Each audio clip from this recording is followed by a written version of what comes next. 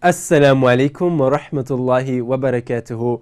Welcome to missiondawah.com's online dawah training course with myself, Harun Qureshi, and Abdurraheem Green, who mashallah converted to Islam in 1989, which is when I was born, and mashallah has over 20 years of dawah experience. So Abdurraheem, the first question I have for you today is, in your experience, what do you feel, or what is the best dawah structure or methodology that you feel is the most effective? Well, as you know, we've developed a system which we call GoRAP, which is basically taking a non-Muslim through a conversation about the existence of God, of Allah, the oneness of Allah, the need for revelation and prophethood, which all leads to a evidence-based conclusion that the Quran is from God, that Muhammad is the Prophet, that there is only one God, which is of course the essential components of Islam. So this is a very, it's not the only way of giving dawah, but it's a very highly effective methodology, mashallah. Okay, mashallah. So you're saying GoRAP stands for God's existence, God's existence, oneness, God's oneness, revelation, revelation, and prophethood. And prophethood. Okay, excellent. And how was this kind of format, how was this kind of created? How was the GoRAP created? For many years I went down to Speaker's Corner, and there's still some of my videos available on YouTube of the talks I gave down there. And I tried many different ways of giving dawah to people. And alhamdulillah, they had various degrees of success. The least successful method of dawah in terms of actually inviting non-Muslims to Islam was the approach of using the Bible and using their scriptures and trying to argue with them from that point of view. Right. But the most successful method was actually a method that was taught to me, at least in the basic details of it, by a sheikh from Egypt, Muhammad ibn Ismail, who came to visit us here in the UK, and he came to see me and spent an afternoon down in Speaker's Corner. And mashallah, he was one of the few sheikhs who, I mean, most sheikhs obviously could talk about the fiqh of dawah and tell you how important dawah is, but he was really involved in dawah to non-Muslims himself on a personal level. So it's actually something he did, and generally I respect a person who is not just someone who has the information, but actually is involved in the activity. Right. And I'm going to much more be inclined to listen to a person who, walks the walk and doesn't just talk the talk. Sure. So I took what he said very seriously, and he observed me. And basically what he found is that a lot of what I was doing is people were coming and challenging me with various questions. Right. And I would try and respond to their questions and use type of logical, rational approach. Right. To answer their questions and give them reasons why Muslims do this and why we don't do that. And he really questioned this methodology, and he said that it was a flawed method. Right. And the reason he said was because with many people, first of all, they're not always sincere about the reasons they're asking the question. Sometimes they're just asking you because it's just their way of showing what I've got is better than what you've got. Look at all the problems you've got with your religion. But I think the other point that he was making is that, and those people obviously, even when you answer one question, they'll just come up with another one and another one and another one. And even if they're sincere, it's the same problem. There's so many questions surrounding Islam. And it's not only the many questions surrounding Islam. Being a Muslim involves looking at the world in a very different way. And so the one who looks at the world through the eyes of a believer in Allah, in the last day, that this universe is a creation of Allah, that life is a test, is going to be very different from a person who has a materialistic, secular approach, who thinks that life is just about happiness and enjoyment, for example, whatever other things people may think, but they're different worldviews. So there is a real problem in trying to explain to a person with a different worldview the logic of why you do something, because actually your logic is very different. Your premise, the basis upon which you do things and don't do things is very different.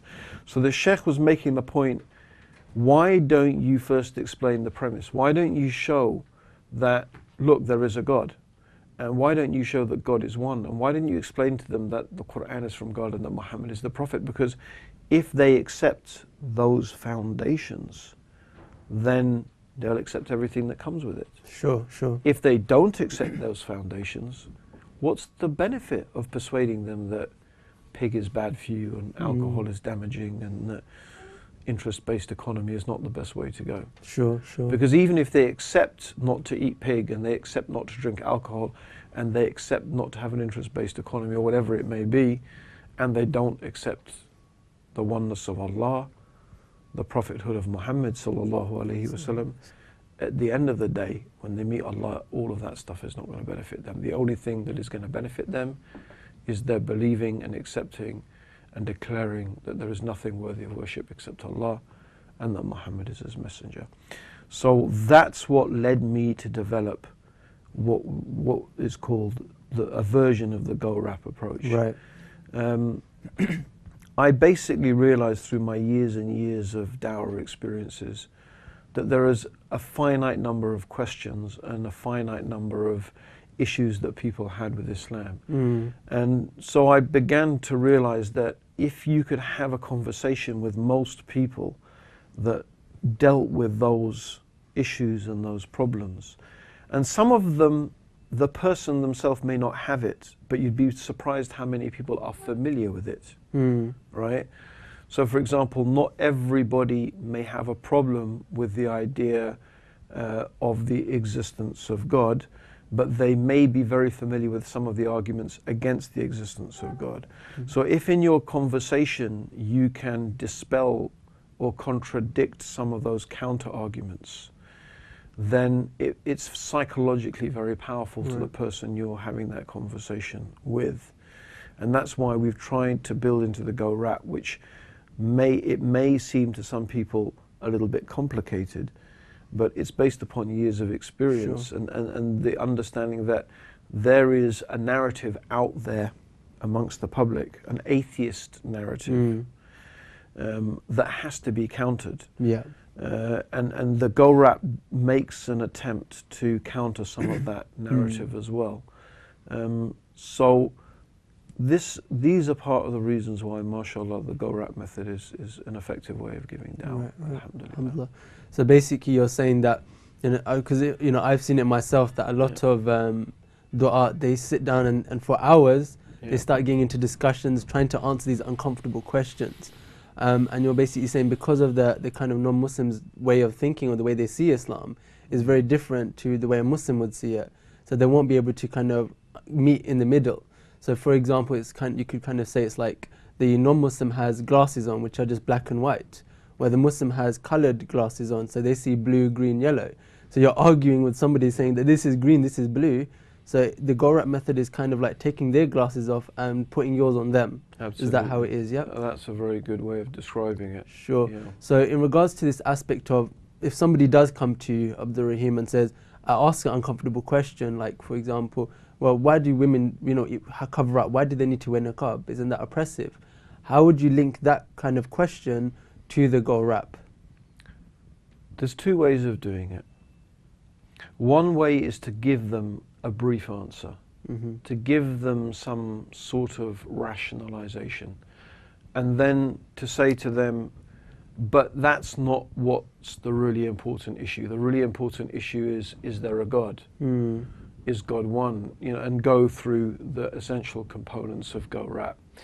Another way to deal with it is by totally avoiding. It's not avoiding the question. It's just by dealing with it directly in a more profound way.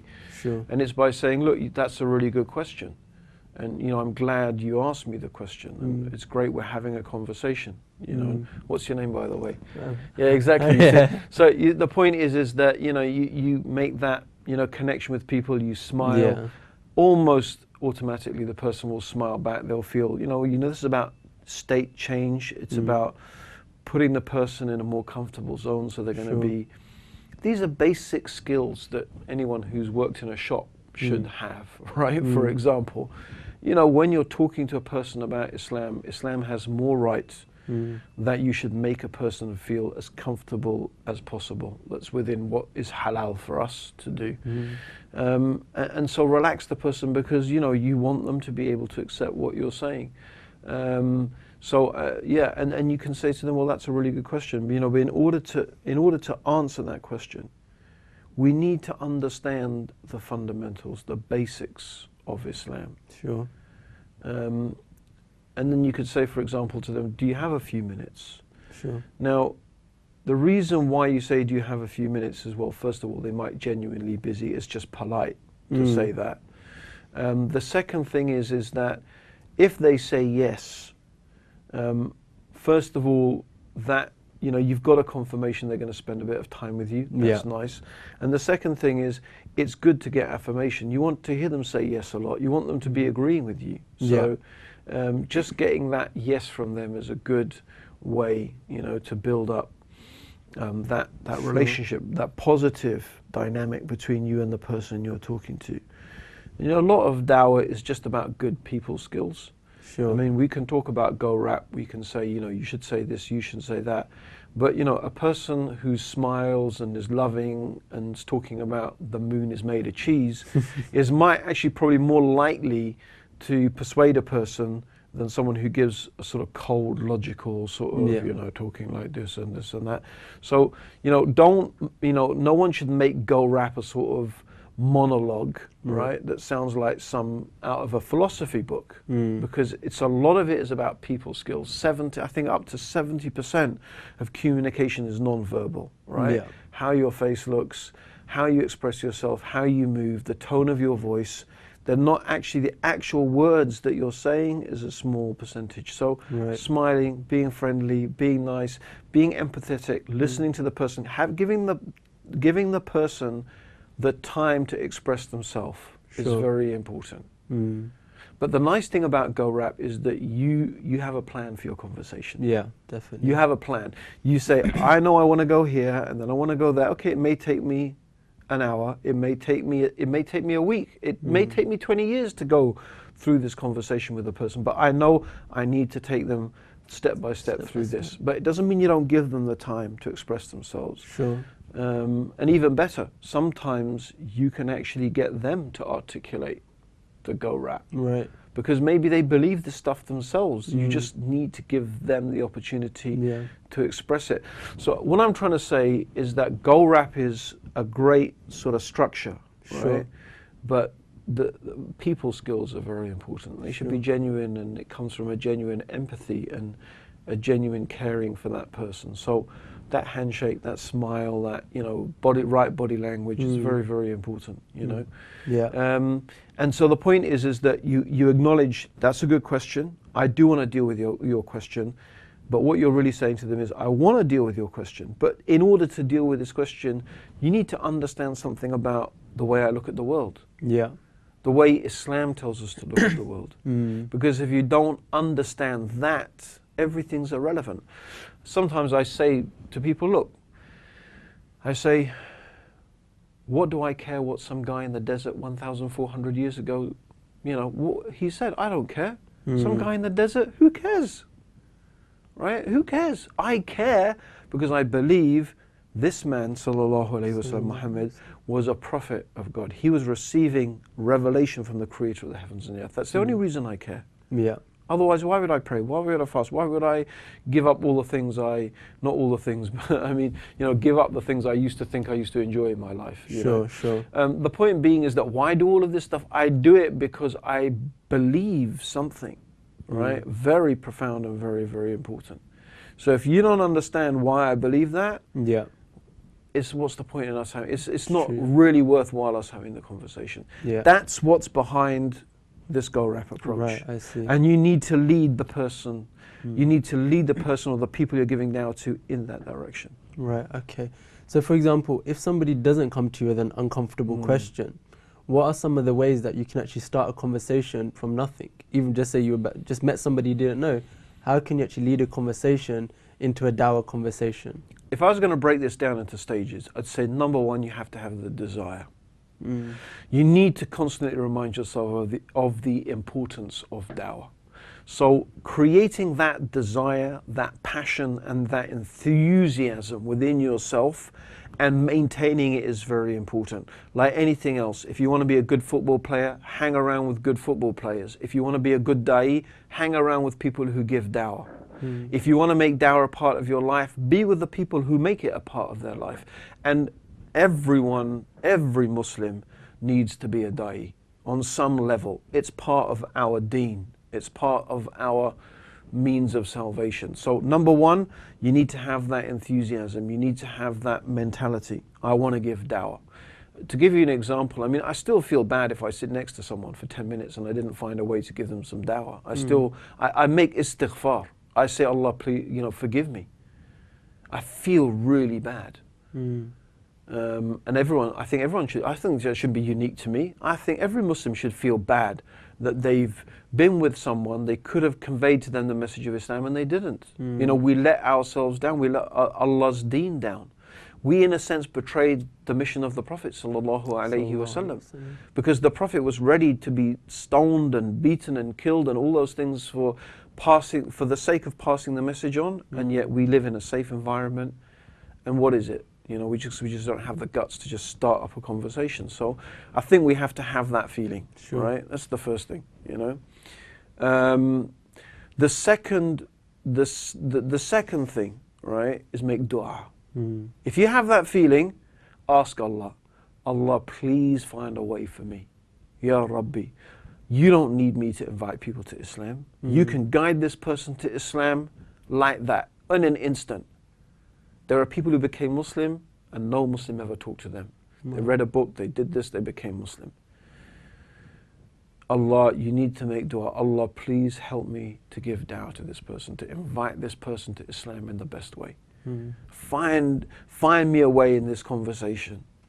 So this is the next thing. Make dua to Allah, that Allah opens your heart to Islam, your breast to Islam, makes your words inviting to the people. So that's the next thing you need. Sure. Then how do you begin the conversation? This depends upon the person. You can, of course, just have a conversation about anything. It could be the weather, it could be about football, it could be about a movie, it could be about whatever, right? And then lead that conversation in the direction of giving dawah. Sure. Or you could be straight up and blunt. It depends upon you, your circumstance, the situation. This is really a time when this is where the people skills come in as well. Because it's important to know how to say the right thing in the right way, at the right place and the right time. So there is a skill in that. You may say the right thing, but you may say it in the wrong way. Or you may say the right thing in the right way, but you know what? The time was not right for that. Or you may say the right thing in the right place, and the time is right, but the place is not right. So there's many different factors that might come into play and will dictate exactly what you're going to say. So this is why I'm saying GoRAP is a great method. Yeah, it's a great structure. But you know what? If you've got 3 minutes or 2 minutes, or you've just literally got a second to say something, maybe that's not going to be. You want to say something, and you could say something profound that would make the person think, but you've only got a few seconds. You're not going to go rap. You're going to have to think of something else to say, right? But when you've got that time, you've got that ability to start that conversation, you think this is the appropriate time, then, like I said, you can lead it in through various conversations. Sure. You could talk about the weather, and from the weather you could talk about systems, and then once you start talking about systems, if you know the GoRAP approach, then it's easy to start linking that into the need for a creator. Could this all be some random event? Yeah. So there's many different ways. The weather's something the British always talk about. Maybe you need to make for yourself, 3 or 4 conversation scripts almost. Sure. Yeah, like the one I said. Yeah, have a that's a really good question. Yes. In order to answer it, there's a nice script. Mashallah, I saw my son just did it the other day. Exactly, just boom, like that. He was talking to someone. The guy said, "Why do you pray?" Well, what are you saying in your piece? That's a really good question, but in order to be able to, and he just straight, Yeah. So maybe you need to construct for yourself a few scripts that you can just slip into. I mean, if you've got the guts and you've got the sort of you've got that sort of personality, you can carry it through. You could just go. I mean, you straight up go up to a person randomly in the street, and you know what? I've got a really important message to give you. Or as I've tried it, I mean, you literally say, "What would you do if a man with nothing but red underpants came knocking at your door at 3 o'clock in the morning saying, 'I've come to read the gas meter,'" and just like straight like that. And I've done that, you know, and people just like, and it's like, what, you know, and you really get their attention. Yeah. It's like, you know, so a lot of it is to do with you, your personality, what's appropriate, and I think everyone needs to develop for themselves some things they feel comfortable with. Sure. And it's not just feeling comfortable. Push yourself, push your limits, push your abilities. You know, Dawah is a skill like anything else. You want to be good at something, you need purposeful practice, not just practice. Anyone can learn to ride a bike, and once you've ridden a bike, just go along a towpath. Yeah. But if you want to be heading down a hill at 40 miles an hour with rocks and bumps and roots and trees, and you need to build up your skill set, right? So you only get to that stage by purposeful practice, by keep on pushing your limits. Not practicing, but practicing with a view to improving yourself constantly. Sure. Okay, excellent. So can you just give the viewers a last summary of the GoRAP method? GoRAP is a conversation that starts with talking about the existence of God, moving on to the oneness and the uniqueness of Allah, which is of course the whole issue of Tawheed, which is not, Islam of course is not just about Allah's existence, it's about the uniqueness and oneness of Allah. And then moving on to the need for revelation. Why do we need revelation? Why do we need God to send guidance to us? And how can we know the Quran is from Allah? And how can we know the Prophet Muhammad sallallahu alaihi wasallam is who he claimed to be, the messenger of Allah? That's GoRAP. And from that, it should really be GoRAPs, because at the end of it, what you're looking for is Shahadah. You're looking for them, and don't forget, you know, people should not forget to make that invitation. Make that invitation to actually invite them to Islam, because you can bring them right to this point and they say, that's fantastic, that's really interesting. That's it, they go with that. They have no idea that they can even become Muslim, maybe. One guy was asked, why didn't you become Muslim? He said, no one invited me, no one asked me, I didn't even know. If someone had asked me, I would have become Muslim 20 years ago, you know. So, I mean, this is the thing, you know. Don't be afraid to make the sale at the end, right? You know, which is to invite them to testify to the oneness of Allah and to the prophethood of Muhammad sallallahu alaihi wasallam. Okay, everybody, as you know, we are going to be using the GoRAP method, and in each series, in each video, we're going to be going through one aspect of the GoRAP and going more in detail. So as always, Jazakallah khair for watching. Assalamu alaikum wa rahmatullahi wa barakatuhu.